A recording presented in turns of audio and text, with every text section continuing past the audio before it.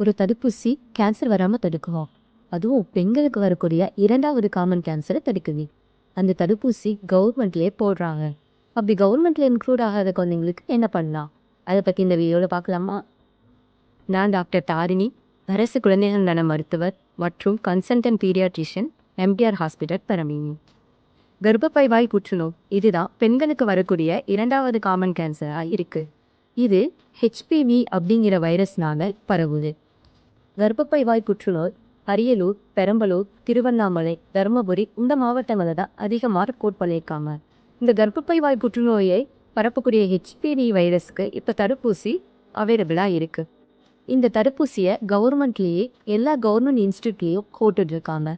இந்த தடுப்பூசி 9 to 14 இயர்ஸில், அதுவும் மேரேஜ்க்கு முன்னாடி போட்டுக்கிட்டிங்கன்னா ரொம்பவே எஃபெக்டிவாக இருக்கும்.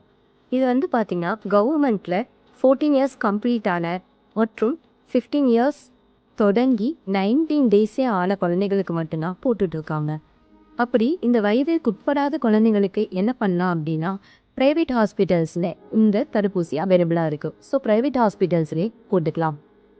இந்த தடுப்பூசியை பயன்படுத்தி கொண்டு பெண் குழந்தைகளுக்கு கர்ப்பப்பை வாய் புற்றுநோய் வராமல் பாதுகாத்து கொள்வோம். வணக்கம்.